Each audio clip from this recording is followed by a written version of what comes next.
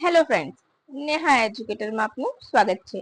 આજે હું તમારા માટે લઈને આવી છું 9 મે 2025ના મહત્વના કરંટ અફેરના ઘટનાઓ જે તમારા આવનારી પરીક્ષામાં તમને ખૂબ ઉપયોગી થશે અને તમને 1 માર્ક અપાવવામાં જરૂર મદદ કરશે. એકદમ ટુ ધ પોઈન્ટ, મસ્ત મજાની ડિટેલ્સ સાથે. બરાબર છે ને ફ્રેન્ડ્સ? તમે આખો વિડીયો જોશો તો જ તમને ખ્યાલ આવશે કે વિડીયોનો કન્ટેન્ટ કેવો છે. એ સિવાય તો તમને ખ્યાલ આવે જ નહીં, પરંતુ તમે લોકો અડધું છોડીને જતા રહો. ઘણા વિદ્યાર્થી મિત્રો એવા હોય, અને આ તમારા માટે જ છે. આનાથી મને કોઈ ફાયદો થવાનો નથી. ખરું ફ્રેન્ડ્સ કે આ હું કન્ટેન્ટ બનાવું છું તો મને શું ફાયદો થશે? કંઈ જ નહીં. ખરું ને? તો પછી બસ તમે તૈયાર રહો આખો વિડીયો જોવા, અને તમારી નોટ્સ તૈયાર કરજો, જેથી કરીને આવે પરીક્ષા તો તમારું રિવિઝન થતું રહે. અને નોટ્સ ના હોય તો પીડીએફ તો છે જ, ખરું ને? પરંતુ હું એવું માનું છું કે પીડીએફ કરતા હંમેશા હેન્ડ રિટન નોટ્સ હંમેશા બેસ્ટ હોય છે. એટલા માટે હું નોટ્સનો આગ્રહ રાખું છું. ચાલો હવે બિલકુલ પણ ટાઈમ બગાડ્યા વગર આજનો પ્રથમ પ્રશ્ન જોઈશું. કયા રાજ્ય અથવા કેન્દ્ર શાસિત પ્રદેશ દ્વારા ક્લાઉડ સીડિંગ ટ્રાયલને મંજૂરી આપવામાં આવી છે? બોલો. Option A Delhi, option B Rajasthan, option C Lakshadweep અને ઓપ્શન ડી ગુજરાત. બોલો.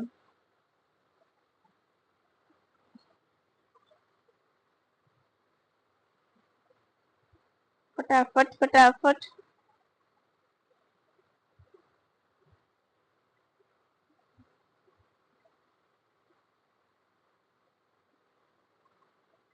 બોલો બોલો બોલો. દિલ્હી આપણો જવાબ આવશે અહીંયા, દિલ્હી. બરાબર. શું આવશે? દિલ્હી આવશે. કેન્દ્ર શાસિત પ્રદેશ પણ પૂછ્યું છે એટલા માટે. બરાબર.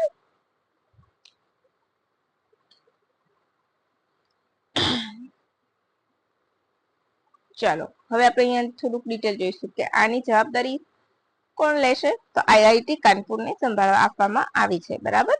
એનું બધું મોનિટરિંગ આઈઆઈટી કાનપુર કરશે. ક્લાઉડ સીડિંગ એટલે શું? તો ક્લાઉડ સીડિંગ એટલે કૃત્રિમ રીતે વરસાદ લાવો. બરાબર. કૃત્રિમ રીતે વરસાદ લાવો કે જ્યાં વરસાદ ન પડતો હોય તેવા ક્ષેત્રોમાં ક્લાઉડ સીડિંગ દ્વારા વરસાદ લાવીને આંશિક રાહત આપી શકાય છે. બરાબર છે. ક્યારે શરૂ થશે? તો મે મહિનાના અંત અથવા તો જૂનની શરૂઆતમાં. મોન્સૂન જ્યારે આવે છે એ ટાઈમે જ. બરાબર. ત્યારબાદ એનું મૂલ્યાંકન પણ કરાશે કે કેટલું પ્રભાવશાળી રહ્યું છે અને કેટલું સફળ થયું છે. રાઈટ.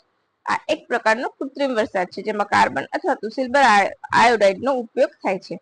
વાદળોમાં આ વાયુનો છંટકાવ કરવામાં આવે છે. ત્યારબાદ એ વાયુ હવામાં રહેલો ભેજ શોષીને તેને ટીપા સ્વરૂપમાં ફેરવે છે અને વરસાદ લાવે છે. મોટા ભાગે 10 થી 30% તે કારગત નીવડે છે. બરાબર. હવે વાદળ, આ સિવાય એમાં હાઇગ્રોસ્કોપિક ક્લાઉડ સીડિંગમાં મીઠાનો ઉપયોગ થાય છે.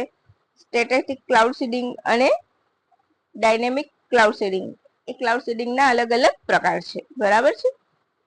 હવે પ્રશસ્ત એપ કોના દ્વારા ડેવલપ કરવામાં આવી છે? બોલો. એનસીઈઆરટી, સીબીઆઈ, રો કે રક્ષા મંત્રાલય?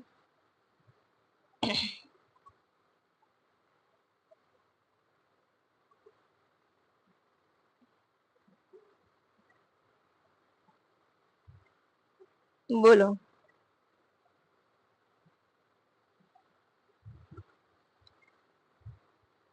તો અહીં આપણો જવાબ આવશે ઓપ્શન એ, એનસીઈઆરટી. બરાબર છે. હવે જરાક આપણે રો નું ફૂલ ફોર્મ જોઈ લઈશું. તો રિસર્ચ એન્ડ એનાલિસિસ વિંગ. આપણે પહેલા એ જોઈ લઈએ, પછી એનસીઈઆરટી વિશે અને પ્રશસ્ત એપ વિશે જોઈશું. બરાબર છે. તો રો નું ફૂલ ફોર્મ શું થાય છે?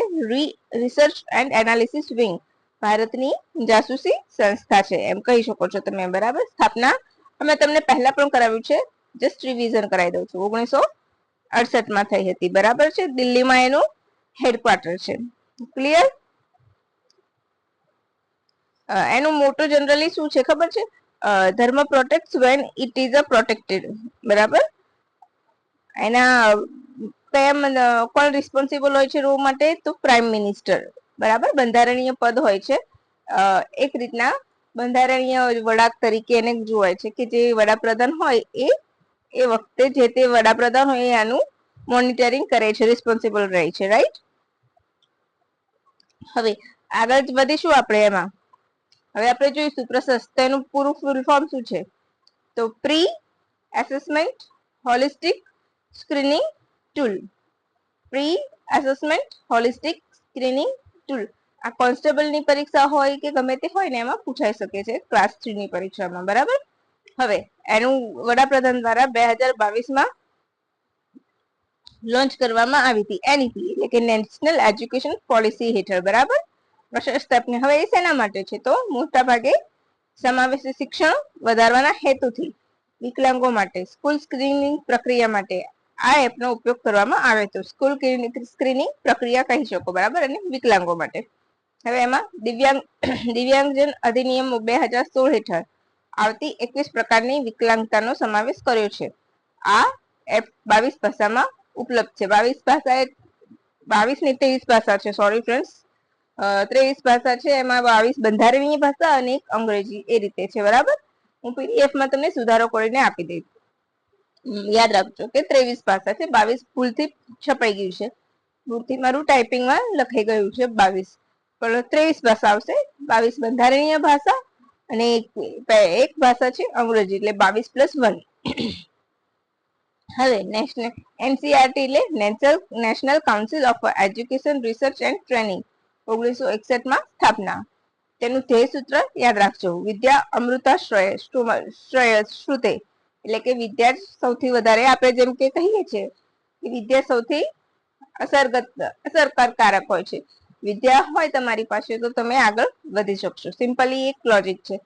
અને એનસીઆરટી ના ડિરેક્ટર કોણ છે? તો દિનેશ પ્રસાદ સકલાની. યાદ રાખજો, આટલી ડિટેલ્સ તમારે એના વિશે કરી જ લેવાની છે, બરાબર છે. હવે આ તમને આપેલું છે. હવે આ મસ્ત મજાનો ક્વેશ્ચન, છત્રપતિ સાહુજી મહારાજ પ્રોત્સાહક ઇનામ યોજના હેઠળ ધોરણ 10 અને 12 માટે ઇનામી રકમમાં કેટલા રૂપિયાનો વધારો કરવામાં આવ્યો છે? Option A 10,000, option B 20,000, option C 5,000, option C 15,000. બોલો, પહેલા તો કયા રાજ્યમાં છે એ ખબર છે? છત્રપતિ સાહુજી મહારાજ પ્રોત્સાહક ઇનામ યોજના ગુજરાતની છે, બરાબર, મહારાષ્ટ્રની નથી, એટલું યાદ રાખજો. નામ ઉપરથી કદાચ તમે મહારાષ્ટ્ર એઝ્યુમ કરી શકો છો, બટ નો, નોટ મહારાષ્ટ્ર. આ યોજના ગુજરાત સરકારની છે. શું કોના માટે છે? તો એસસી અને એસસીસીબી ના રાજ્ય કક્ષાએ પ્રથમ 3 ક્રમે આવનાર વિદ્યાર્થીઓને અનુક્રમે 51,000, 41,000 અને 31,000 રૂપિયા આપવામાં આવે છે. હવે તમે કહેશો કે આ મેમ ક્યાંથી લઈ આવ્યા? તો આ રહ્યું એનું પ્રૂફ, બરાબર છે. દેખો છે,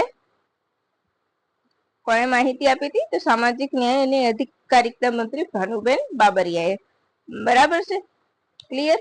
20,000 નો વધારો. હવે પીપરવાહ અવશેષ તેની સાથે સંબંધ ધરાવે છે?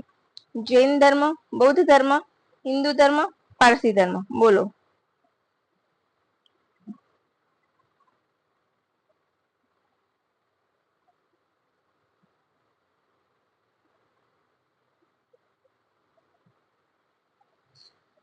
અહીં આપણો જવાબ આવશે ઓપ્શન બી, બૌદ્ધ ધર્મ સાથે સંબંધિત છે, બરાબર છે.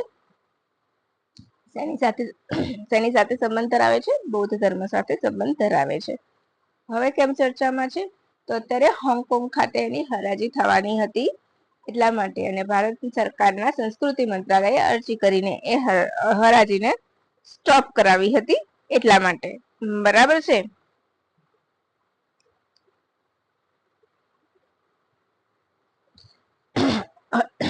હવે આપણે જોઈ લઈશું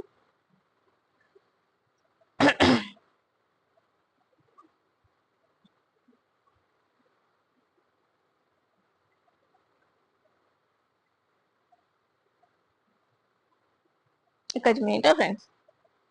તો 1898માં એક અંગ્રેજ હતા, સ્ટેટ મેનેજર વિલિયમ પેપે, ઉત્તર પ્રદેશમાં સ્તૂપની અંદરથી આ અવશેષ મેળવ્યા હતા, જેમાં મોટા ભાગના અવશેષ ભારતીય સંગ્રહાલયે પ્રાપ્ત કરી લીધા હતા, પરંતુ જે બાકી હતા તેઓ એમની પાસે હતા અને તે હરાજી કરવાના હતા. એના આશરે $100 કરોડ કે એટલું કંઈક સમથિંગ છે ઉપજવાનું હતું. હરાજી કરવાના હતા. તો બરાબર છે, એટલા માટે ભારતના સંસ્કૃતિ મંત્રાલય દ્વારા એને રોકવા માટે એક અરજી આપી હતી. અને કોને? તો હોંગકોંગમાં સોથલી અને વિલિયમ કલેક્શન પેપેના પરિવારને નોટિસ મોકલી હતી અને એમાં તેમને સફળતા પણ મળી હતી. આ અવશેષોમાં શું છે? તો હાડકા છે, સંદૂક છે, બલુઆ પથ્થર છે, સોનાના ઘરેણા છે, બધું અલગ અલગ વસ્તુઓ છે. આ રીત તમારું જોઈ લો, તમે ઝૂમ કરીને પીડીએફ કરો તો જોઈ શકો છો. બરાબર દેખાય છે? Secretary Ministry of Culture convened a high-level review meeting to outline further steps. A legal notice was issued to Sothli to seize the auction. Auction એટલે લીલામી કરવી. બરાબર. The Ministry of External Affairs engaged with the UK and Hong Kong embassies to ensure auction stopped. Sotheby responded to the notice, assuring that the full attention would be given to the matter. આ એના અવશેષો છે. Secretary Culture hold a meeting with the team of Sothli, highlighting the culture and religious significance of art crafts. Sothli Hong Kong proposed to posting an auction of a Pipavaha necklace. Further a discussion on the topic. Sothli Hong Kong pulls down the Pipavaha auction page from this website. તો એમણે એમાંથી એ page પરથી એનું પણ હટાવી દીધું છે. બરાબર, ક્લિયર? એટલે પીપળવા અવશેષો બૌદ્ધ ધર્મ સાથે સંબંધિત છે, એ યાદ રાખવાનું. એ અવશેષો ગયા છે કે ક્યાં? તો હોંગકોંગમાં હતા અને એ લોકો હરાજી કરવાના હતા, જેને સંસ્કૃતિ મંત્રાલયે ઓફિશિયલી નોટિસ પાઠવીને સફળતા મેળવી લીધી છે. બરાબર.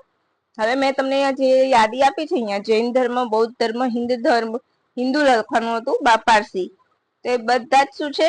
હિન્દુ સિવાયના બધા લઘુમતીમાં આવે છે. રાઈટ? તો બીજા 3 કયા છે? જૈન, બૌદ્ધ, પારસી સિવાય મુસ્લિમ, પછી શીખ, મુસ્લિમ, શીખ અને કયું રહી ગયું? ક્રિશ્ચન. બરાબર, ખ્રિસ્તીઓ. એ 6 લઘુમતીમાં આવે છે. છેલ્લે જૈનને એડ કરી હતી. બરાબર. અને હા, જૈનો પરથી મને એ પણ યાદ આવ્યું, અત્યારે હાલ જૈનોની જે અન્નજળનો ત્યાગ કરીને સંથારા પ્રથાનો ત્યાગ કરવો, સંથારા પ્રથાથી જીવનનો ત્યાગ કરવો, એ પણ ચર્ચામાં છે. કેમ? તો એક 3 વર્ષની બાળકીએ સંથારા પ્રથા અપનાવી છે. એના કારણે છોકરી બ્રેઇન ટ્યુમરથી પીડિત છે, એનું ઓપરેશન કરવામાં આવ્યું હતું, પરંતુ એને રિકવર થયું નથી. એટલા માટે એના મા બાપ એને જૈન મુનિ પાસે લઈ ગયા હતા અને એ જૈન મુનિએ એને સંથારા પ્રથાથી જીવન ત્યાગ કરવાનો માર્ગ બતાવ્યો હતો. અને એના કારણે આ સંથારા પ્રથા, જેને સલ્લેખના પણ કહે છે, બરાબર, એને સંથારાનું બીજું નામ સલ્લેખના છે, એ વિવાદમાં આવી છે કે 3 વર્ષની બાળકી આ ડિસિઝન કેવી રીતે લઈ શકે છે, એ લઈને. અને પહેલા પણ રાજસ્થાન હાઈકોર્ટે આ બાબતનો ચુકાદો આપેલો છે કે એક પ્રકારની આત્મહત્યા છે, જે ના થવી જોઈએ. અને હા, સુપ્રીમ કોર્ટે એના ઉપર રોક લગાવી હતી આ ડિસિઝન ઉપર કે એક રાજસ્થાને આર્ટિકલ 21 નો ઉપયોગ કર્યો હતો, જ્યારે સુપ્રીમે આર્ટિકલ 25 નો ઉપયોગ કર્યો હતો કે દરેકને પોતાના ધર્મ અનુસાર વર્તવાની છૂટ હોય છે. પરંતુ આ 3 વર્ષની બાળકીના લીધે આ પ્રથા ફરીથી ચર્ચામાં આવી છે. એટલા માટે, કારણ કે આ એક પ્રકાર નાની બાળકી આ ડિસિઝન લઈ શકવા સક્ષમ નથી, એટલે આ એક પ્રકારની આત્મહત્યા ના કહેવાય, પરંતુ કોઈનું મૃત્યુ અપજાવું કહેવાય. રાઈટ? એટલા માટે વોટ એવર ફ્રેન્ડ્સ, હું જે પણ હોય, તો હું માનું છું કે આનું એક બંધારણીય નિવેદન આવવું જોઈએ. રાઈટ? એઝ અ આર્ટિકલ પ્રમાણે. હવે જैसे કે મેં તમને કરાવ્યું હતું કે વર્લ્ડ રેડ ક્રોસ ડે ક્યારે ઉજવવામાં આવે છે, ટુડે સ્પેશિયલમાં તમે જોતા જશો. રાઈટ? તો 8 મે એ વર્લ્ડ રેડ ક્રોસ ડે હોય છે. રાઈટ? હવે કેમ ઉજવવામાં આવે છે? તો 1948 થી દર વર્ષે ઉજવવામાં આવે છે. કેમ? તો હેનરી ડ્રુઇટની જયંતિ છે એટલે ઉજવવામાં આવે છે. આ વર્ષની થીમ શું છે? તો keeping humanity alive. Keeping humanity alive. Who is a Henry Durant? તો Henry Durant international committee on red cross અને IFC ના સ્થાપક છે. હવે તમને ખબર છે રેડ ક્રોસ ના 7 સિદ્ધાંતો પરીક્ષામાં પૂછાઈ શકે છે કે એનામાંથી કયા સિદ્ધાંતો પર કાર્ય કરે છે? તો માનવતા, નિષ્પક્ષતા, એકતા, સ્વતંત્રતા, સાર્વભૌમિકતા, તટસ્થતા અને સ્વૈચ્છિક સેવા એ 7 સિદ્ધાંતો તમારે યાદ રાખવાના છે. પરીક્ષામાં 100% પૂછાશે. આ સંસ્થા સૌથી વધુ, તમને ખબર? હા, એક વખત પ્રશ્ન પૂછાયેલો છે કે નીચેનામાંથી કોને સૌથી વધારે વખત નોબેલ પ્રાઇઝ મળેલું છે શાંતિ માટેનું? તો રેડ ક્રોસ ને મળેલું છે 3 વાર. યાદ રાખજો. 17માં, 44માં અને 63માં. એ સિવાય આ દિવસે થેલેસીમિયા ડે પણ ઉજવવામાં આવે છે. માઇનર અને મેજર રક્તકણોનો રોગ, રાઈટ? હવે તમને ખ્યાલ હશે કેવું હોય છે શાંતિનો નોબેલ પ્રાઇઝ, બરાબર? હવે તમે મને એમ કહેશો કે 1901માં કોને શાંતિનું નોબેલ પ્રાઇઝ મળ્યું હતું? કોઈને ખ્યાલ હોય તો બોલો. અને તમારે એક મસ્ત એક વાત કહું, મેં છે ને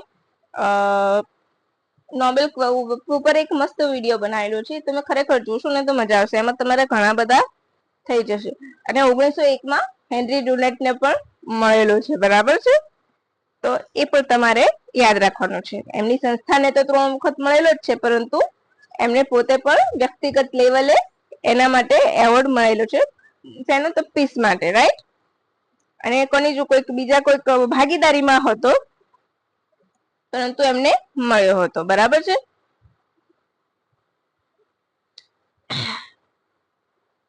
ચાલો હવે આગળ વધી જઈશું.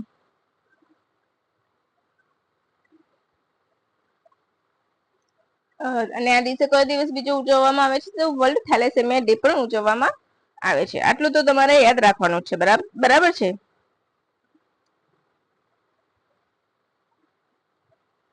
હવે 7 મે કયો દિવસ ઉજવવામાં આવે છે? બોલો, યાદ હોય તો બોલો. હું યાદ તો હાલ નહીં કરાવું, તમારે પછી યાદ કરવું પડશે. બોલો, થોડુંક યાદ કરો, મેં કરાવેલું છે. ચલો આપણે ફરીથી જોઈ લઈશું. 1 મે તો ભારત ગુજરાત અને મહારાષ્ટ્ર સ્થાપના દિવસ. કયો દિવસ? ગુજરાત મહારાષ્ટ્ર સ્થાપના દિવસ, બરાબર છે? પછી બીજો કયો દિવસ હોય છે ત્યારે? International labour day. પછી બીજી મે તો વર્લ્ડ ટુના ડે. ત્રીજી મે અહીંયા મેં પૂછી પણ છે, તો વર્લ્ડ પ્રેસ ફ્રીડમ ડે. ચોથી મે તો કોલ માઇનર્સ ડે અને ઇન્ટરનેશનલ ફાયર ફાઈટર ડે, બરાબર છે? પછી એ સિવાય ચોથી મે કયો દિવસ ઉજવાયો હતો આ વર્ષે? તો વર્લ્ડ લાફ્ટર ડે, પરંતુ મેનો પ્રથમ રવિવારે ઉજવાય છે. 6ઠી મે તો વર્લ્ડ અસ્થમા ડે, બરાબર છે? એ પણ ક્યારે? તો પ્રથમ મંગળવાર, મેનો પ્રથમ મંગળવાર એટલે વર્લ્ડ અસ્થમા ડે. એ કોઈ તારીખ ઉપર નથી ઉજવાતો, પરંતુ આ વખતે 6 મે એ પ્રથમ મંગળવાર હતો એટલા માટે. મેનો પ્રથમ મંગળવાર એટલે વર્લ્ડ અસ્થમા ડે. 7 મે તો વર્લ્ડ એથ્લેટિક ડે, રાઈટ? તો ક્લિયર થઈ ગયા તમારા બધા ડે. અને 8 મે તો વર્લ્ડ રેડ ક્રોસ ડે અને વર્લ્ડ થેલેસેમિયા ડે. તો તમારા બધા ડેઝ આજે ક્લિયર થઈ ગયા કે પરીક્ષામાં પૂછાઈ જાય તો તમારું ક્લિયર થઈ જશે, બરાબર? અને શું કહેવાય, થેલેસેમિયા કેવો છે? રક્ત પ્રકાર, રક્તનો વિકાર છે એમ કહી શકો, બરાબર? થેલેસેમિયા મેજર અને માઇનર હોય છે. હવે સમ ઇમ્પોર્ટન્ટ, પછી આજે 9મી મે છે આજે. તો 9મી મે એટલે રવિન્દ્રનાથ ટાગોરની જયંતિ છે, બરાબર? એ પણ તમે યાદ રાખી લેજો. રવિન્દ્રનાથ ટાગોરની છે, મહારાણા પ્રતાપની છે, બરાબર? હવે આગળ વધી જઈશું. સમ ઇમ્પોર્ટન્ટ પોઈન્ટ્સ. મહારાષ્ટ્ર સરકાર વન સ્ટેટ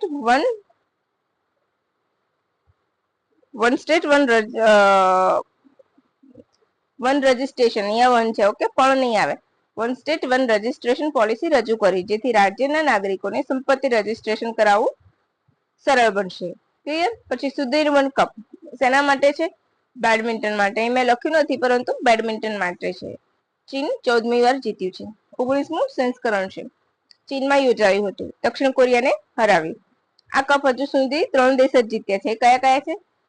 ચીન, દક્ષિણ કોરિયા અને ઇન્ડોનેશિયા. તો કદાચ તમને વિધાન વાક્ય પૂછે તો ભારતે આ વર્ષે સુધીરમન કપ જીત્યું હતું, એકાદું ઓપ્શન તમને મૂકી દે તો તમે લખી કાઢો, યસ લખી કાઢો તો તમારો જવાબ ખોટો પડશે. બરાબર, એટલા માટે તમારે યાદ રાખવાનું કે ભારત હજુ સુધી આ ટ્રોફી જીત્યું નથી. બરાબર, 14મી વાર જીત્યું છે. હવે 2027માં યોજાશે. બરાબર, એટલું તમારે યાદ રાખવાનું છે.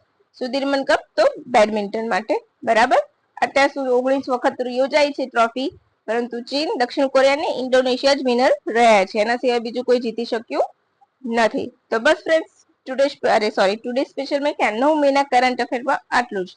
ફરીથી આપણે મળીશું 10મી મે સરસ મજાની માહિતીના ખજાના સાથે. જો તમારે આવી જ માહિતી જોઈતી હોય અને તમને લાગતું હોય કે ના અહીંયાથી પૂછાશે, અને હું ગેરંટીથી કહું છું તમે જીપીએસસી ક્લાસ 1-2 નું પેપર જોશો અને મારા વિડીયો જોશો તો એમાંથી ઘણું બધું આવેલું, 10 પ્રશ્નો ઓછામાં ઓછા આવેલા છે.